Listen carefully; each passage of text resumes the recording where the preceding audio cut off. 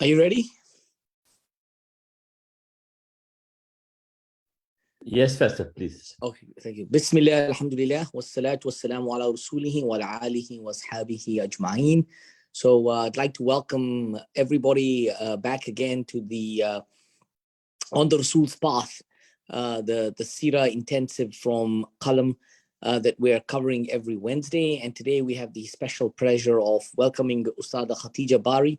I really love it when we have a mixture of the Ustads and the Ustadas from Qalam, which shows kind of what a variety of people that they have educated at the center. And she graduated in 2020, right in the pandemic time.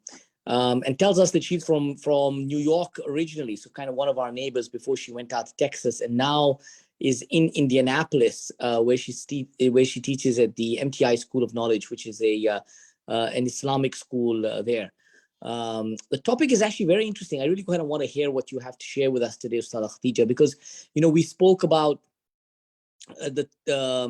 as we went on, the hijrah to Mecca. We've spoken about the Hudaybiyah, the Treaty of Hudaybiyah, and then Fatah Mecca. But this particular topic around the expedition of Tabuk, interestingly, doesn't get as much illumination, I feel, as some of the other things. We really kind of study them, we look at them. But this expedition was really, really important, but doesn't get that illumination. So maybe you can kind of answer that as we go along, inshallah. I really look forward to you educating us about this as a consequence. And Jazakallah khair, and welcome, and the floor is yours. Bismillah, alhamdulillah, wa salatu wassalam ala rasulillah. Assalamu alaikum wa rahmatullahi wa barakatuh, everyone. Jazakallah khair for having me. Let me go ahead and share my slides very quickly, y'all.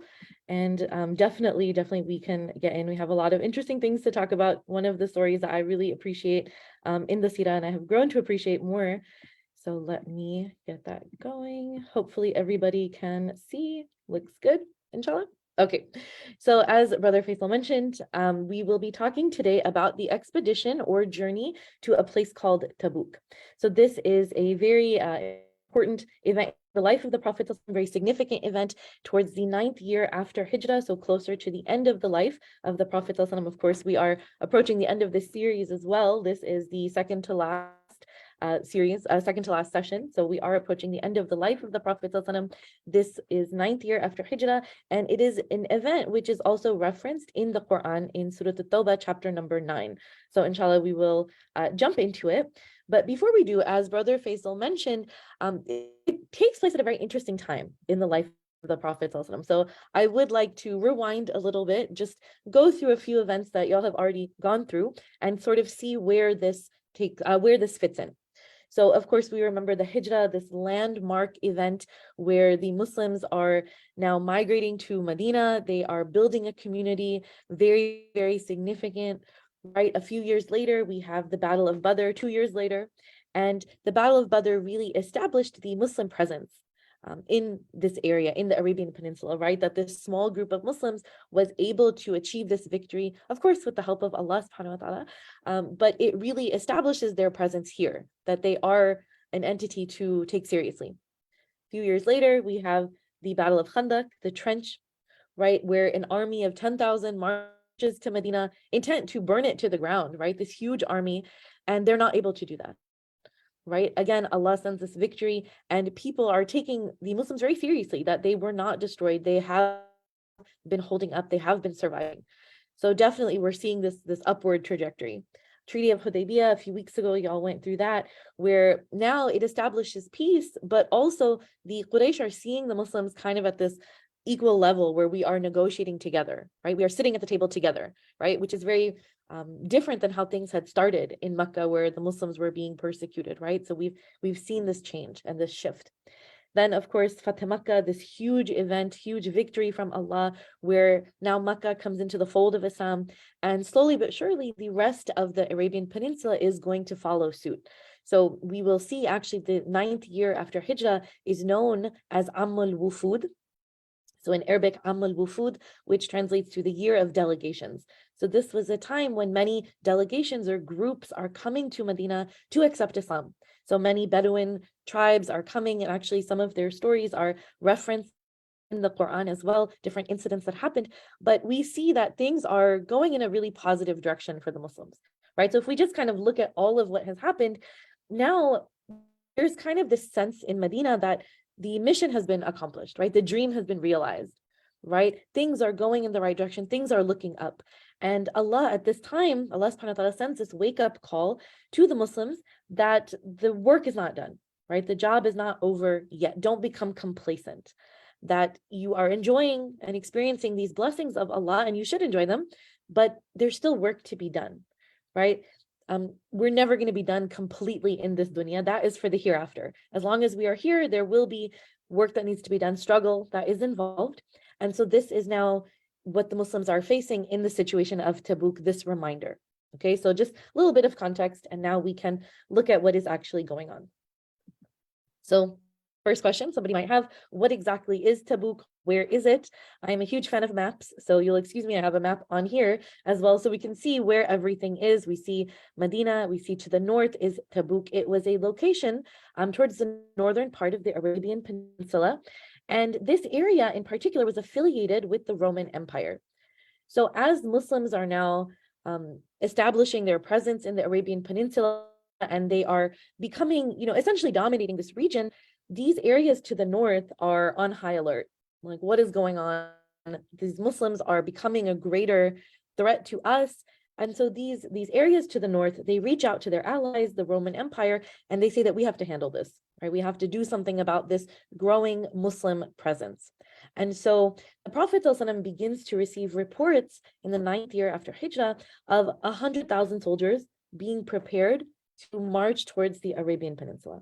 And this is already a very big number, right? 100,000, huge army. But as time goes on, he starts to hear that it's actually 200,000, right? That it's even 300,000. And again, it's hard for us to sometimes visualize these numbers, but that is the biggest army that we have seen so far, right? At the Battle of Badr, there were 1,000 soldiers from Quraysh. Battle of Uhud, 3,000. Still a lot.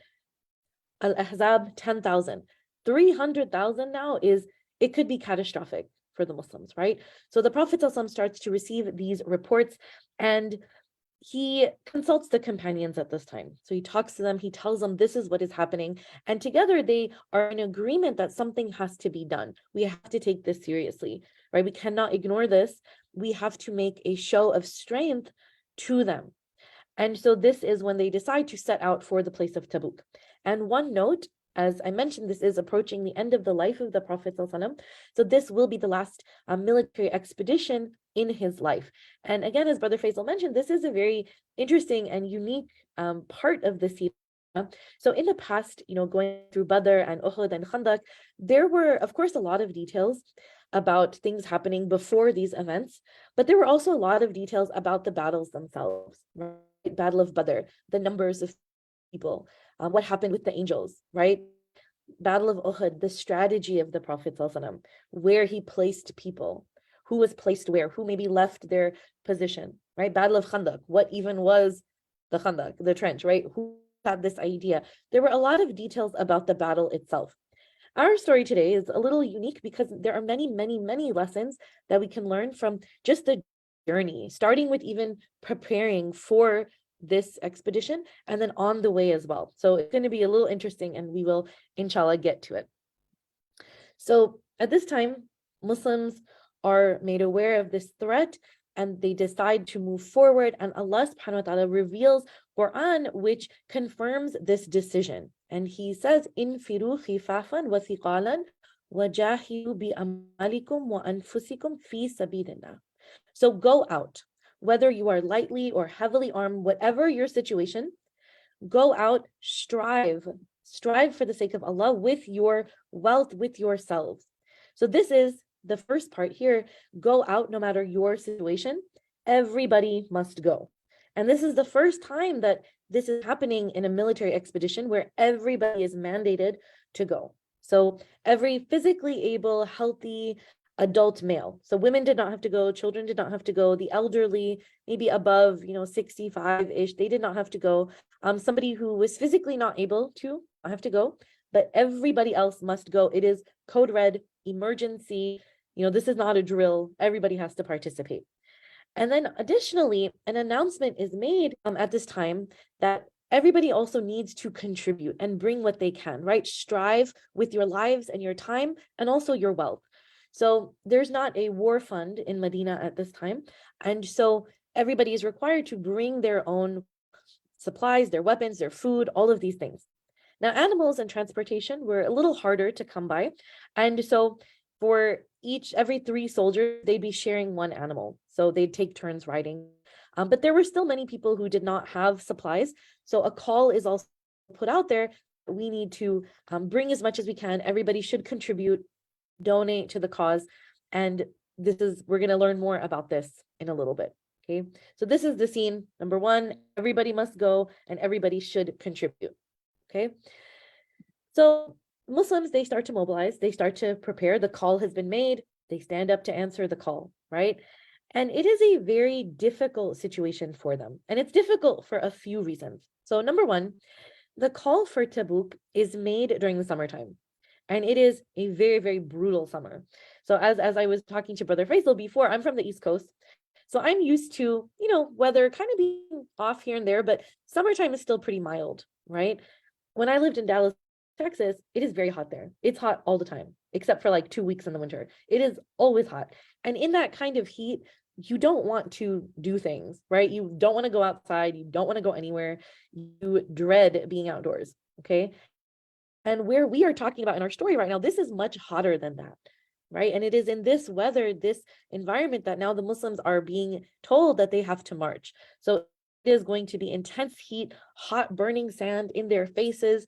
And again, not everybody has an animal. So some people will have to walk, right, until it's their turn to ride. So it's not an easy journey at all. It's very physically taxing. And also Tabuk is quite far from Medina. I believe it's about 390 miles away.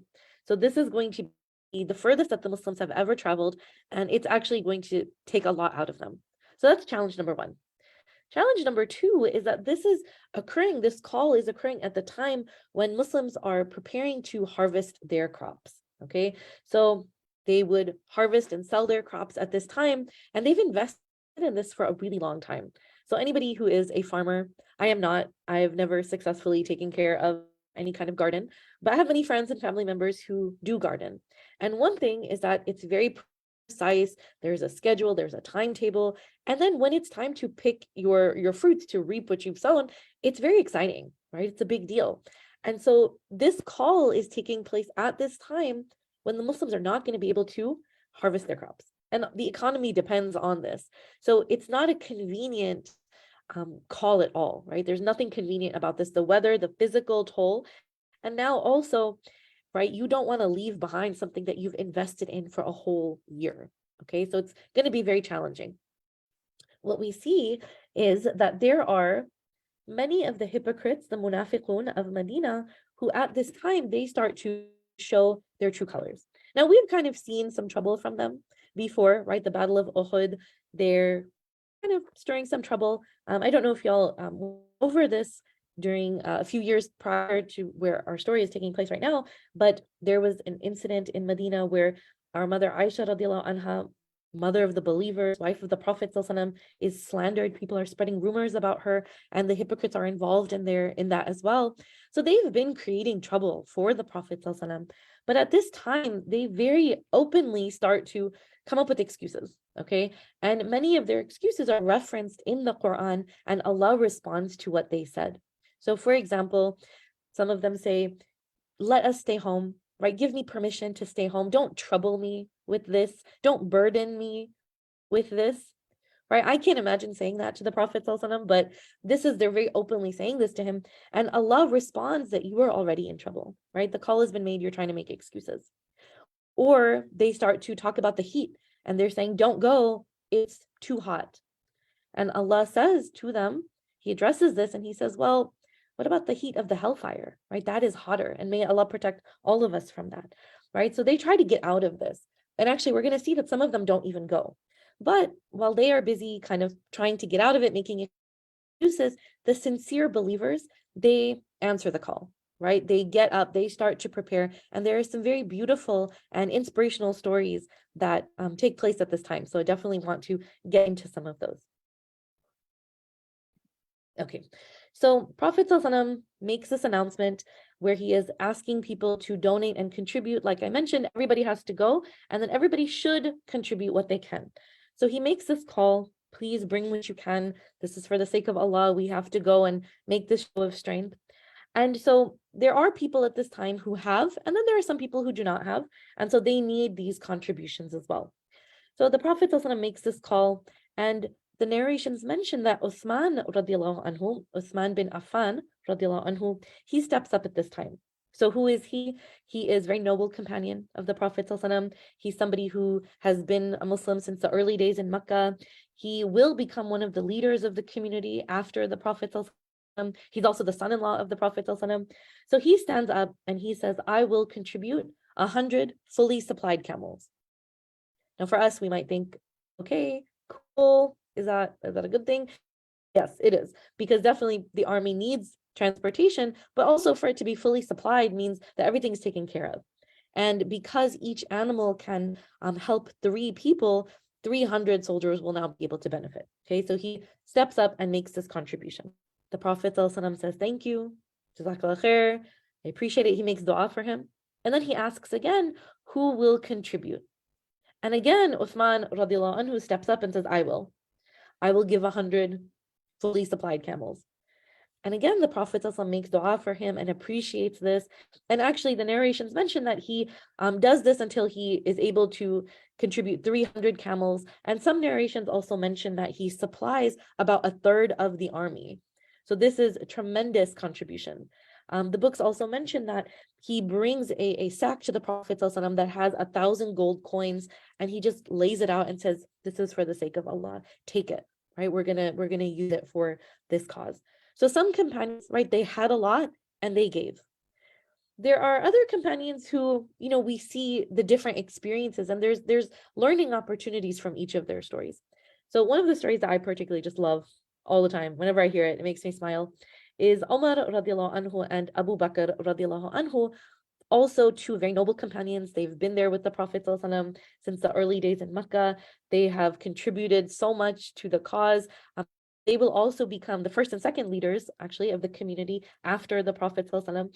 And so at this time, they also contribute to this expedition. So Umar radiallahu anhu, he says that he and Abu Bakr radiallahu anhu, they had kind of a brotherly dynamic, right? Younger brother, older brother kind of thing. And so Umar radiallahu anhu was the younger brother, okay? And he said he was always kind of coming in second to Abu Bakr radiallahu anhu as the older brother. But at the time of Tabuk, this is the first time where he is doing better financially than Abu Bakr radiallahu anhu. So he says that, this is the time. Finally, I will outdo my brother Abu Bakr. And it's in a malicious way. It's not in this kind of negative way. The Sahaba radiallahu anhum would compete towards good things, to doing good things. So he says, this is my time. So he goes home, he gathers everything he has, and he takes half of it to the Prophet ﷺ. So Umar radiallahu anhu takes half. And when he gets to the Prophet ﷺ, Prophet ﷺ asks, what have you left behind for your family? And Umar radiallahu anhu says, I have left half. Okay, so I brought half, I left half. So far, so good.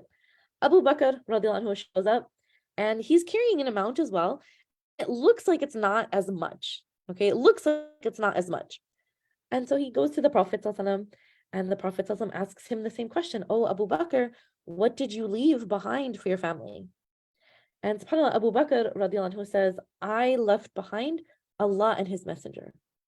I have left behind Allah and His Messenger. Meaning I took everything that I have, all of the material wealth that we had at home, we collected it, we have brought it here, but I have left behind the love of Allah and His Messenger. That's all we need. And so at this time, Umar radiallahu anhu has this thought where he's like, I cannot outdo him, right? He sees this. We also see this is why he is the Abu Bakr as-Siddiq radiallahu anhu, right? These moments. So another story of just sincerity, just doing what you can, right? The call has been made, answering the call, however you're able to. Now, there's another very moving story of a group of companions known as the Ash'ariyun. And if anybody is familiar with a companion named Abu Musa al-Ash'ari radiallahu anhu, he was part of this group. They were from Yemen, and they had arrived in Medina some years before the call for Tabuk is made. And so they had arrived. They had not been able to ride by the side of the Prophet ﷺ for other expeditions. So they were very eager to join him. Okay, they were very excited that we get to go this time. The thing is that they did not have a lot of wealth, so they did not have supplies. So they go to the Prophet ﷺ, they tell him that we are ready, we are excited to go, we need some supplies. And the Prophet ﷺ tells them, very honestly, I'm so sorry, I don't have anything to give you. We have so many people going, we don't have enough supplies right now. I don't have anything to give you. And they are essentially excused from participating, right? As the ayah that we see on the screen here, it's referencing there's no blame on them because they are coming to the Prophet ﷺ, they want to go, and the Prophet ﷺ does not have anything for them. And what we learn is that they are so devastated. They are devastated by this. They turn around, eyes overflowing with tears of grief. They are crying. They go, they sit outside of the masjid. They're in tears. They're making dua. I'm so sorry, did my video cut out? If you can let me know if we are still good. Okay, sorry about that. So they are completely devastated. They want to participate. They wish they had the means. They just do not. And they go outside the masjid and they start making dua, and they're hoping that Allah will make a way out for them. And I just want to pause for 1 second here, because as we kind of talked about, the hypocrites are on one side, and they're trying to get out of this. They're trying to look for any way to not go. And then you have this group of companions who are excused, like they are excused from going, but they're not celebrating it, right? So many times, maybe we get out of something and we feel relief, like, oh, I don't have to do this, right? But they are devastated. They want to go. They want to answer the call. They want to be with the Prophet. Like, that sincerity is just really overwhelming to think about, subhanAllah. And so they are in this condition. They're sitting there. They're making dua. And of course, we know that Allah always makes a way out for a sincere person, somebody whose heart is in it, who's just trying their best. And so what happens is that a man comes to the Prophet ﷺ, and he says to the Prophet ﷺ that I have my supplies, but I also have this extra. And so I wanted to contribute it to this fund that we're collecting. And so, wouldn't you believe it, it's the exact amount that's needed for the Ash'ariyun to be able to participate. And so they are informed, and they're very, very happy to be able to join. So again, we really are seeing the sincerity, right? On the one side, we're seeing the hypocrites trying to get out of this, and then we see the Sahaba, and this is why they're the Sahaba, radiallahu anhum, right? This is why they are the people that we look up to, because of moments like this, that they are just willing to do whatever to answer the call to serve the deen. So the Ash'ariyun. Now, there's another story that I don't have mentioned, I don't have on the slides, but it is a story of another companion who did not have the means to go, really, really wanted to go, very eager, did not have the means to go at all. And so he decides to find some work to basically earn something to contribute. So he doesn't have anything. So he's like, let me find something that I can do around Medina, and I'll earn something and I'll give it. And so he finds another companion who has a garden, and he says, I'll help you in your garden, I'll work in the garden, and maybe you can pay for it, and then I'll contribute that. So he stays up all night, he waters this garden, he takes care of this, and in the morning he earns his payment, and it's about 2 handfuls of dates. So by our standards, it's probably not a lot, right? But he's very excited. He brings it to the Prophet ﷺ, where everybody is collecting everything, and there are some hypocrites who are there, and they're kind of watching, making comments, and they see him with his dates, and they start saying things like, we're going to fight the Romans. What are you going to do with dates, right? How is this going to help us? All right, we're going up against 300,000 people, and you brought dates. So they're belittling it, right? And the Prophet ﷺ, he kind of sees all of this happen, and he asks the companions to take those dates and spread them out over the pile of things that have been collected. And he says that there is barakah and blessing in these dates. Allah has put blessing in them, right? So we're seeing quality over quantity, where again, hypocrites, they're just making fun, they're making light, but sincere believers are bringing whatever they can, even if it's a little bit. And this companion stayed up putting in his effort for it.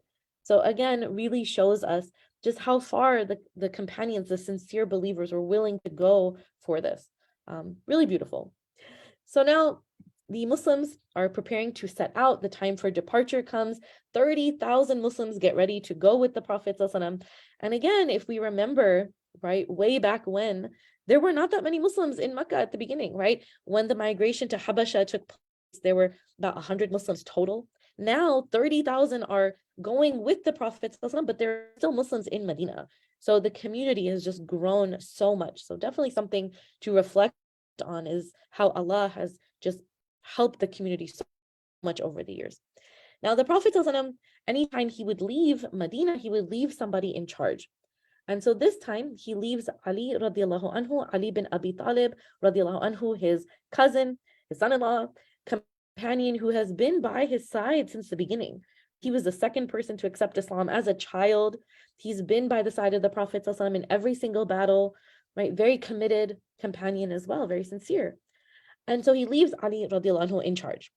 So Muslims, they set out, and Ali radiallahu anhu, he's walking around Medina, just keeping an eye on things, and he sees that there are the people who have been excused from going, right? People who don't have to go. And then there are the people who made excuses and did not want to go.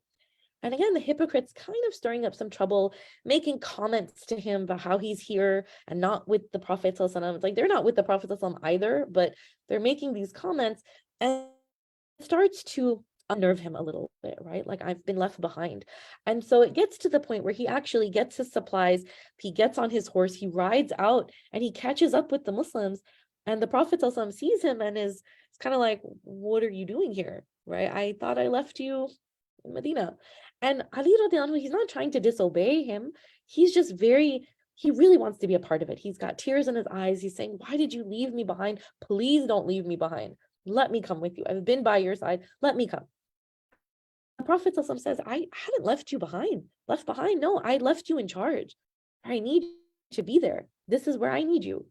Right? And he actually tells Ali radiallahu anhu, he references how Prophet Harun alayhi salam, Prophet Harun was an assistant helper to Prophet Musa alayhi salam.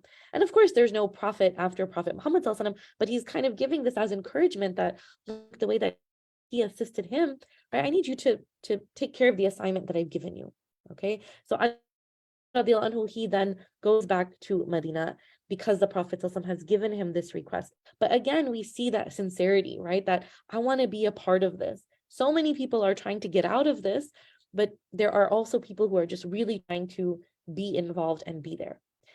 So Muslims now set out, and the journey to Tabuk took about 20 days. So again, 20 days in the desert, the heat of the summer, it's very, very difficult, very physically taxing. And there are also some things that happen along the way that, again, are interesting to reflect on. So number one, the Muslim army passes by the ruins of Thamud. Okay, Thamud. Now, I won't go into too much detail, but the Quran tells us about an ancient people named Thamud who they lived in Arabia in a very mountainous terrain. And Allah subhanahu wa ta'ala had given them the ability to carve beautiful, elaborate homes into the mountains. So it was a blessing that they were given, but with blessings, of course, come responsibilities, namely to worship Allah, right? They were given this ability, but they were not worshiping Allah. They were not remembering Him. They were polytheists. So a prophet is sent amongst them, Prophet Saleh alayhi salam. And as all of the other prophets that we know of, he is telling the people to worship Allah, do not worship these other things, right? Come on the straight path, but the people keep resisting. So they keep resisting. Finally, they say to him, provide a miracle, right? You're telling us that, we should worship and believe in Allah. Give us something. Give us a miracle. And the miracle that they want is for Allah to open up the mountain and allow a camel to come out from it. So let a camel come out of this mountain, something living from something not living, let it come out. And then additionally, they are still requesting, okay, now we want to see this camel give birth. So Prophet Saleh alayhi salam makes this dua, mountain cracks open, a camel comes out, a she camel, it gives birth to a baby, and the people are still not accepting, right? They see this miracle happen in front of them, but no, we're not fully convinced yet. So now Prophet Saleh alayhi salam tells them, okay, you requested a miracle. Here's the miracle. I'm giving you one job to do. Do not bother these camels. Do not harm them. Leave them alone. Let them graze. Do not touch them. Okay, one job, leave them alone. Fortunately, they are not able to do that one job. And so they actually slaughter the camels. They kill the camels. And again, these are miracles from Allah that they have just now, first they requested, and now they have completely disrespected, like way beyond disrespected. They killed the camels. And so this brings about the anger and the punishment of Allah. They have brought this upon themselves, and the Quran tells us that these people were destroyed. And so the ruins of those people, those are actually still present today. It's known as Mada'in Salih. And so the Muslims pass by this area on their way to Tabuk. And it's mentioned in the books that, the Sahaba radiallahu anhum, they're curious about it. Right? Today, when we go for Hajj and Umrah, we are also able to visit some sites from the Sirah. For example, Uhud, the cave of Hira. We are curious about these places where these stories took place, right? So the Sahaba radiallahu anhum, they're also curious, about these ruins. And the Prophet ﷺ, he tells them as they're passing, do not drink the water from this area. Do not act like tourists in this area, right? There's a certain mindset to have. Make istighfar. Ask Allah for forgiveness. Reflect on it. Don't just wander around and just be there it's not a vacation site. It's not a vacation site. It's a place where something very serious happened. So bring that mindset and don't just be a tourist there. So they pass by this area. And that's definitely something that we are learning as well, right? Certain mindset to have if we come across these places. Now the army continues forward. And as they're going, some companions are coming to the Prophet ﷺ, and they are telling him that so-and-so is not here.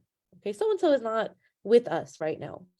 And the Prophet ﷺ he's advising them, we don't want to speak about people. But number two, he is saying every time they come to him, he says something very particular. And he says, if there is good in this person, then he will catch up. If there is good in this person, he will catch up. If there is something else, then Allah has spared you from his company.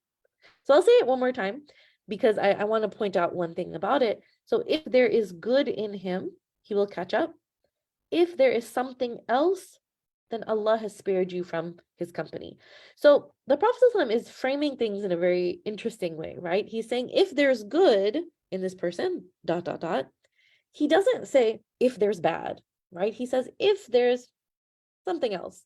And this is something that the Prophet, he shows us how to frame things and how to speak, and he frames it in a positive way, right? And it's something I found very helpful just in terms of communication with people. As a teacher, when we have parent-teacher conferences, instead of just listing out maybe negative things about a student who's not doing as well, starting with something positive, right? I appreciate all of these things about your child, and here's what we want to work on, right? Not your child is bad at all of these things, but here's what we need to work on, what we want to work on. And so the Prophet, just in the way that he spoke, there's always so many lessons to take, right? Even in how he's framing something, how he's communicating something. So just something to mention there. Now, one other story that takes place on this journey involves a companion named Abu Dhar al-Ghifari radiallahu anhu. He was one of the early Muslims, and his personality was kind of unique. He was seen as a little bit tough sometimes, but very committed, very dedicated companion from the time he becomes Muslim.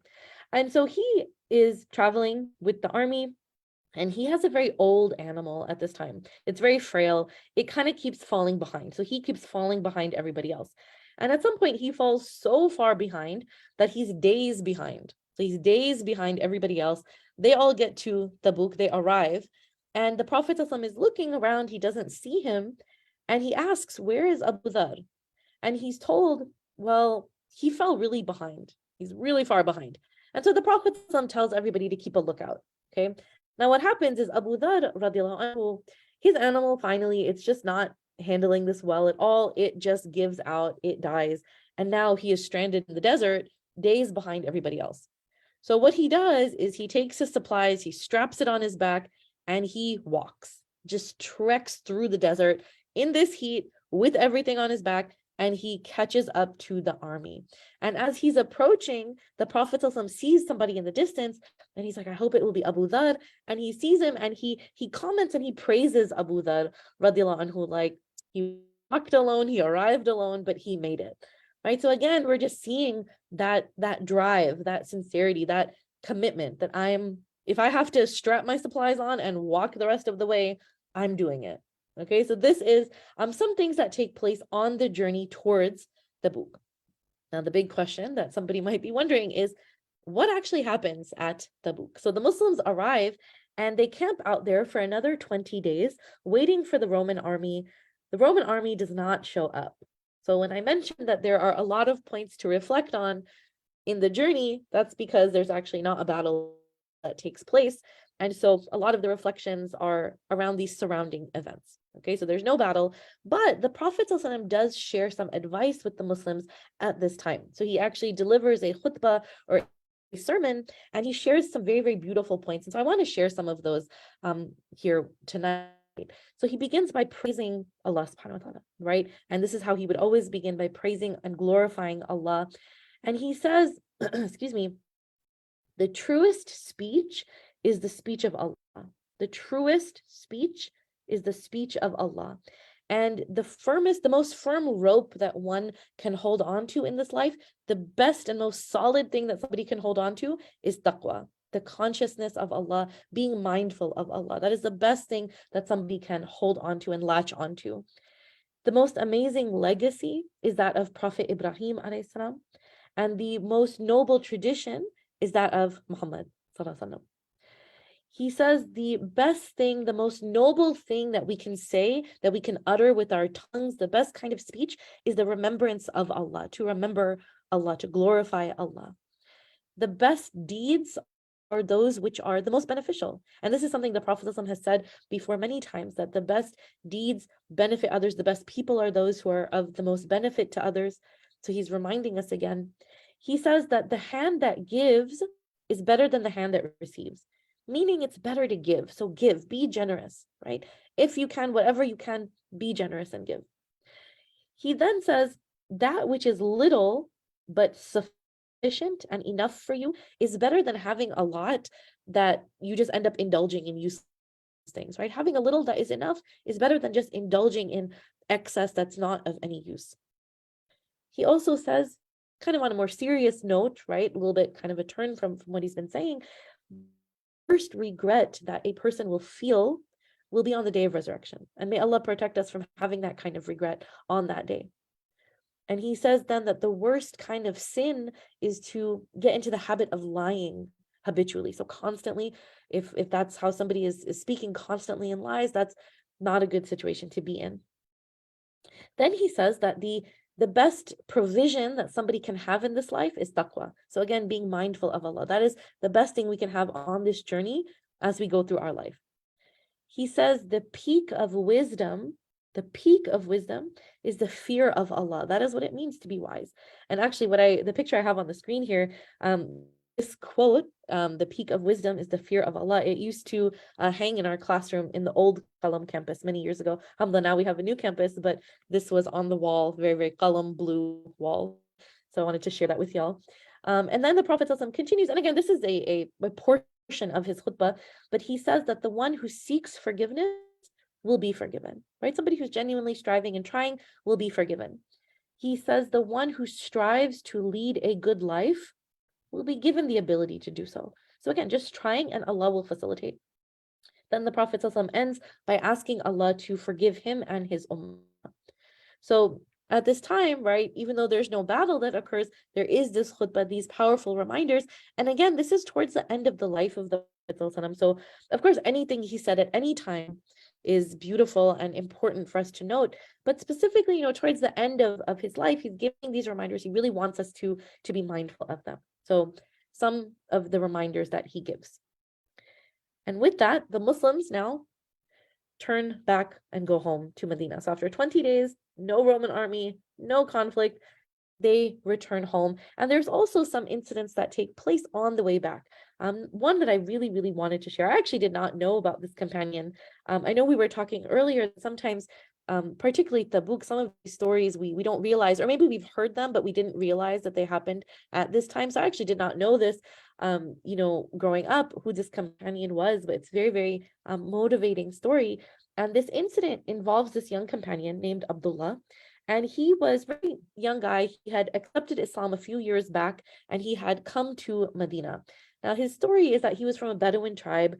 When he accepted Islam, his family was completely against it. So similar to some of the stories that took place early on in Mecca, where companions were persecuted and tortured, sometimes by their own family members.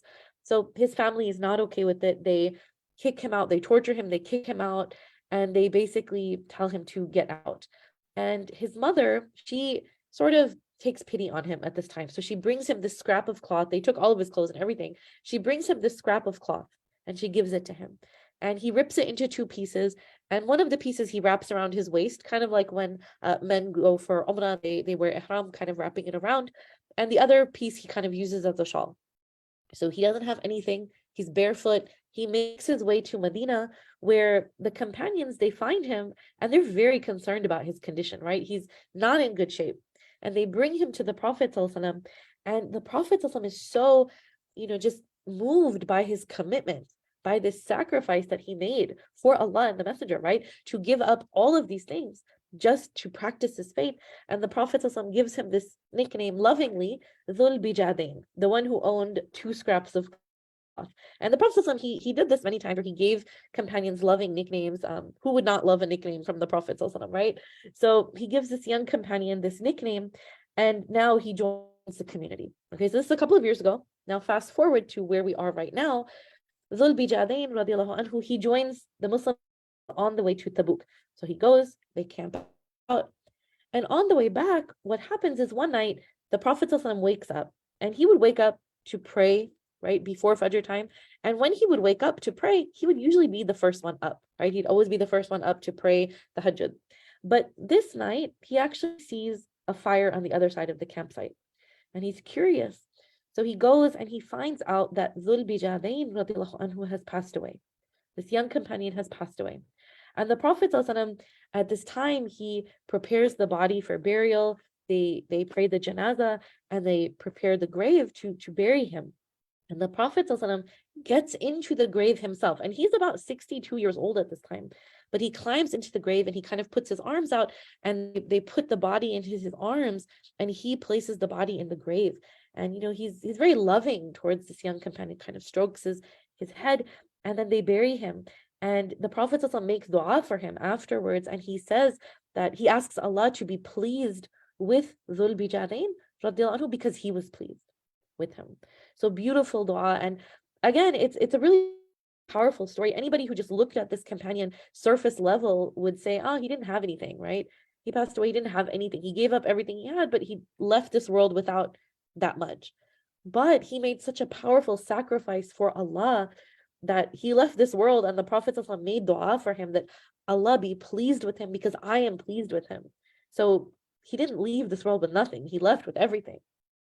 Right? So very, very beautiful story. And again, reminds us of the commitment and just the dedication of these people and why they are our role models.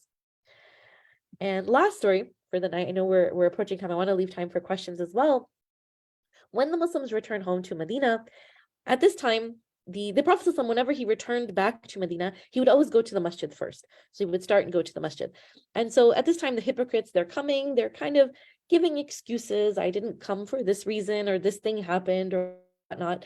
And the Prophet ﷺ is listening to it like, okay.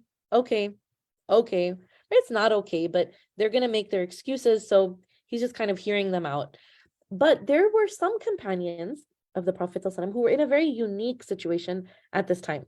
They were believing companions. They had iman in their heart. They're sincere believers, but they did not go to Tabuk. And they did not have an excuse. So this whole situation is narrated to us by a young companion named Ka'b bin Malik radiallahu anhu. And he was a young companion, young Ansari companion from Medina. Actually, when the Muslims had gone to make the second pledge with the Prophet ﷺ before Hijrah, he was part of that group, young, enthusiastic, devoted companion, somebody who had received a lot of personal attention and time from the Prophet ﷺ. He was also a poet. So he is narrating this story to us.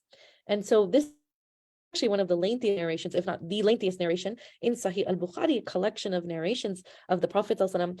And so he really kind of lays out what happened to him and some of the other companions who were in this situation where they did not go. So he says that he had never missed any battle with the Prophet ﷺ except for Badr.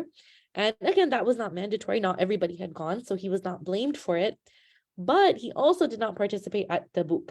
And what he says is that at the time that the call was made, young man in his 20s, doing well financially, physically capable, right? Everything was lined up for him to go, but he continued to delay his preparation. And again, he's a companion of the Prophet ﷺ, so we want to speak respectfully about him, but he continued to delay. And this is something that happens to all of us, right? Sometimes we have the ability, we have the resources, but it's hard for us to take a step, right? Or we just keep pushing it, right? Prayer time comes in, I'm getting up. 5 minutes later, I'm getting up, right? It's Dhuhr, I have time until Asr. It happens to all of us. And so Ka'b radiallahu anhu, he kind of keeps delaying, but he's very confident that he can catch up to the army. What happens is that the Prophet ﷺ reaches Tabuk and he asks about Ka'b radiallahu anhu because he is still not there. And so Prophet ﷺ doesn't say anything, kind of makes note about this, that Ka'b radiallahu anhu has not caught up with the army. So Ka'b radiallahu anhu continues to kind of delay until he hears that the Muslims are on their way back. Now at this time, he's feeling all the feelings, right? What is he going to say? He's filled with grief. What will I say to the Prophet ﷺ when he asks me why I did not go, right? So again, when the Prophet ﷺ comes back, all the hypocrites are going, giving their excuses. Ka'b radiallahu anhu decides that I am just going to tell him the truth, right? I'm just going to tell him, because where am I going to go lying to him, right? If I lie to the Messenger of Allah, where's there to go from there? Because Allah will tell him I lied, right? And you can't lie to Allah. You cannot hide these things from Allah. So he decides to be honest and admit that he did not have an excuse. And again, that theme of sincerity, right? Just striving to do better, right? And he's very honest with himself first, even before the Prophet. He's honest with himself first. Do I have an excuse, right? Could I have done the thing that I was told to do? Did I have the ability to do it? Yes. Did I have the resources? And as I'm listing these questions, it's something I think about for myself too, right? If there's an opportunity that comes up to do something, sometimes we will have reasons why we cannot do something. Okay. Sometimes it will be very legitimate and we don't have to beat ourselves up about things, right? That's not our way. That's not how we as Muslims are supposed to be, constantly like self-deprecating and beating ourselves up, right? At the same time, we don't want to fall into this culture where we are constantly making excuses for ourselves and never holding ourselves to account either, right? So Ka'b radiallahu anhu, he holds himself to account. He's honest with himself. I could have gone. I didn't have an excuse. And he goes to the Prophet ﷺ and he admits this to him. And the Prophet ﷺ takes it in. And Ka'b radiallahu anhu says, I hope for Allah's forgiveness. And the Prophet ﷺ says, Allah will, reveal what will happen, what the course of action here is. And so what happens is that there are actually two other companions in this situation as well. They were a little bit older than Ka'b radiallahu anhu. They were also very they had participated in the Battle of Badr. And so those companions who participated at Badr have great status, right, amongst the Muslims. So these were companions who had been around the Prophet ﷺ, so they're also in this situation. And eventually the Prophet ﷺ issues the verdict from Allah subhanahu wa ta'ala that nobody is to speak to these companions for 50 days. No interaction. The community they're supposed to observe silence and isolation from the community. And this is very difficult, right? This sounds very severe. It was severe, but sometimes we do the right thing and there's difficulty that follows. And it's a test to see, did we mean it, right? When we're trying to do the right thing, were we really, are we willing to step up to it, right? And so Ka'b radiallahu anhu, he now has to deal with this, okay? So 50 days, no talking to anybody, no interacting. So he's a young guy. It's not always easy for, sometimes when somebody's more social, it's not easy for somebody to go through this kind of thing. The other two companions, they spend their days at home, observing isolation, repenting for their actions. Ka'b radiallahu anhu, he continues to go to the masjid. Okay, he continues to go, continues to pray. And one thing that he mentions is that he would go and see the Prophet ﷺ in the masjid and he would say salam to him. And the Prophet ﷺ, he would not say salam back, but he would move his lips in response. And he also mentions that sometimes he would be in the masjid or in the presence of the Prophet ﷺ, and he would see kind of like the corner of his eye, he'd feel like somebody's looking at him. So he'd kind of look at the Prophet ﷺ and he'd see the Prophet ﷺ look away. Kind of like when you're trying like not to look at somebody or make it obvious that you're looking at someone.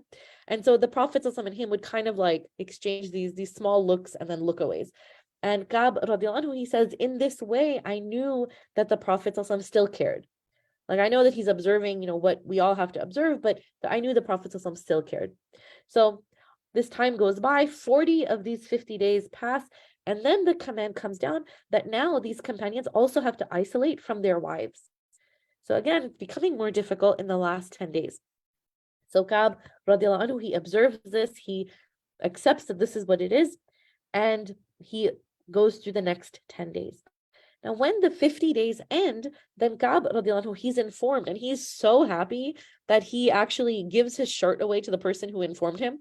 And then he's like ready to go to the masjid, but he's thinking, I need a shirt now. So he goes and borrows one from someone else. Then he runs to the masjid because he's so excited now the 50 days are over. And he gets to the masjid door, the entrance, and he sees the Prophet, he sees the companions. And one companion in particular, Talha bin Ubaidillah radiallahu anhu, he sees Ka'b radiallahu anhu, he gets up and he runs to the entrance, right? He gets up and he just runs. And he gives him a big hug. And Ka'b radiallahu anhu says, I never forgot that feeling. He just made my day, right? And actually, I always think of this story because I remember I was visiting Dallas a year ago, last year, for a friend's wedding, and I entered into the masjid, and one of my friends saw me, and I hadn't seen her in a long time, and I was walking towards her anyway, but she came up to me and she gave me a hug, and I remember thinking, wow, I feel so special. Imagine how Ka'b radiallahu anhu felt after 50 days, right? Somebody just coming up to him, throwing an arm around him, and now welcoming him to the gathering. So these things that sometimes we think are small gestures can actually mean a great deal to someone. They mean the world to someone. So Ka'b radiallahu anhu, he joins the Muslims, and the Prophet informs him that his repentance has been accepted. This is referenced in the Quran as well. And so this is the narration of what happened. Now, of course, there's always so much more that we could go into, many more details, but essentially this is the expedition to Tabuk. I apologize, I wanted to leave a little bit more time for questions, but if there are any questions now, I'll definitely hand it off to Brother Faisal. But Jazakallah khair, everyone, for just being a part of this. And I know that my teachers have spoken so highly of the Wayland community. Hopefully, inshallah, I'm able to visit one day. But definitely, if there's any questions, I'd be happy to try to answer them, inshallah.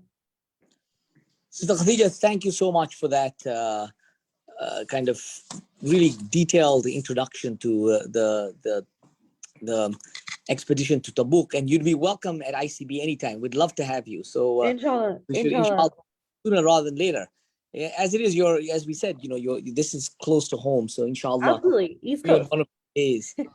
I'll welcome anybody to kind of think about any questions that they have, or write them into the chat, inshallah. But maybe I could start with a question that comes to mind. Do you think, I mean, everything is a test from Allah, but do you think that maybe this was kind of a way at the end of the Prophet's time and mission that Allah wanted to really test everybody? And so there really wasn't any 300,000 army of Romans. This was just a test for the community to strengthen them and to give them this kind of opportunity to show themselves.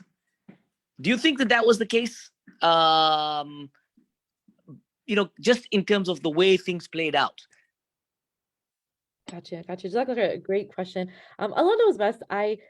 What I remember reading is that there was a representative from the Romans who did come to talk to the Prophet ﷺ, and they did decide that they weren't going to continue or engage in any conflict. So as to whether there were actually 300,000 people prepared, I would definitely have to maybe go back and check and see. But I agree with what you're saying. I think the test, really was to see who's in it.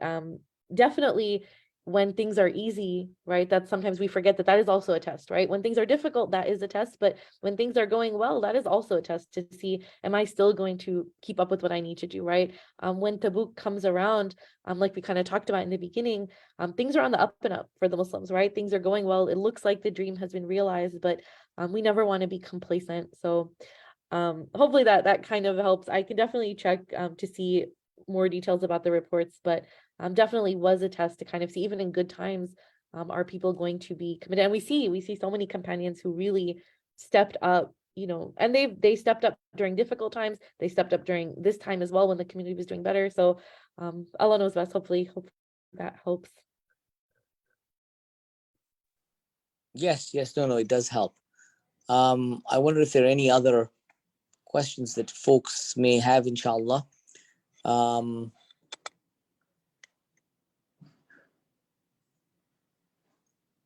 Is there anything in the chat there?